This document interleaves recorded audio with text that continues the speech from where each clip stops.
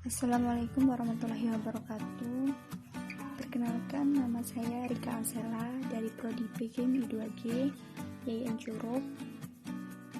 Saya membuat video ini guna menyelesaikan tugas akhir atau UAS dari mata kuliah IPS.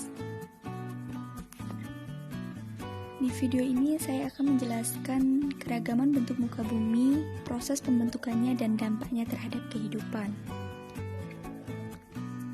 Langsung saja. A. Keragaman bentuk muka bumi. Sebagai akibat tenaga eksogen dan endogen, maka terbentuklah perbedaan ketinggian permukaan bumi, yang dikenal dengan sebutan relief. Relief permukaan bumi terdiri dari dua macam, yaitu relief daratan dan relief dasar laut. A. Relief daratan terdiri dari 1. Gunung, yaitu daerah yang lebih tinggi dari daerah sekitarnya. 2. Lembah, yaitu daerah ledokan atau lebih rendah dari daerah sekitarnya. 3. Pegunungan, yaitu rangkaian dari beberapa gunung bentuknya memanjang. 4. Dataran rendah, yaitu daerah dataran yang berbeda pada ketinggian kurang dari 200 meter.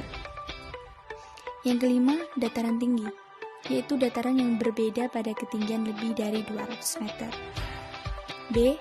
Relief dasar laut terdiri dari 1. Palung laut, yaitu ledokan atau celah yang paling dalam berada di dasar laut. 2. Ambang laut, yaitu dasar laut yang mencuat memisahkan satu perairan dengan perairan lainnya. Yang ketiga, gunung laut, yaitu gunung yang muncul dari dasar laut.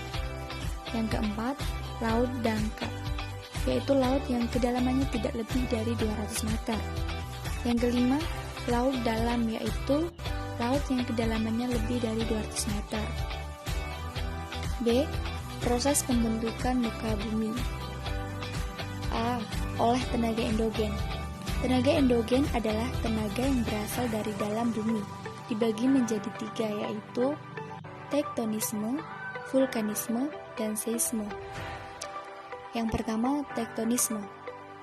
Tenaga tektonisme adalah tenaga yang berasal dari dalam bumi yang berupa gerakan mendorong dan menarik secara vertikal maupun horizontal. Tektonisme adalah salah satu penyebab terbentuknya gunung dan lembah. Yang kedua yaitu vulkanisme. Vulkanisme adalah gerakan magma yang ada di dalam bumi.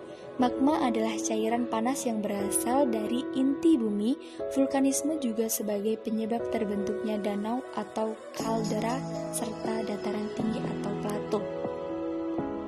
Yang ketiga yaitu seisme.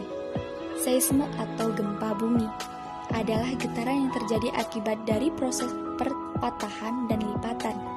Selain akibat dari patahan dan lipatan, seisme juga dapat terjadi akibat pergerakan lempangan yang ada di bumi. Seisme adalah salah satu pembentukan muka bumi. Seisme dapat menyebabkan munculnya cekungan atau retakan pada permukaan bumi. B. Oleh tenaga eksogen.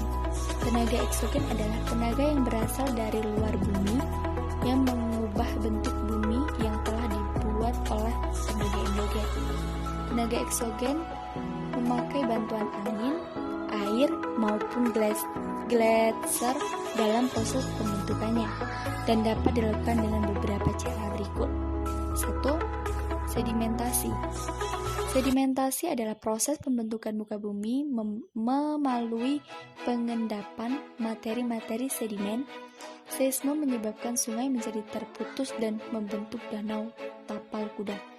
Selain itu, materi sedimen yang terbawa oleh angin dan terendap akan menjadi bukit pasir.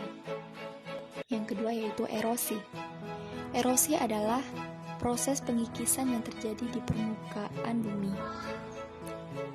C. Pengaruh bentuk muka bumi terhadap kehidupan. Yang pertama, terjadi perbedaan iklim. Yang kedua, kesuburan tanah, tata air, dan unsur-unsur lainnya yang mempengaruhi bentuk kehidupan makhluk hidup yang menghuninya. Yang ketiga, di Indonesia terdapat perbedaan bentuk muka bumi. Hal ini berpengaruh pada jenis mata pencairan. yaitu seperti daerah pantai dan tepi danau besar. Penduduknya bermata pencarian sebagai nelayan dan penangkap ikan. Budidayanya tambak ikan dan tambang garam. Daerah dataran rendah, penduduknya bermata pencaharian sebagai petani padi, palawija, dan tanaman musiman lainnya. Daerah dataran tinggi, penduduknya juga bertani seperti teh,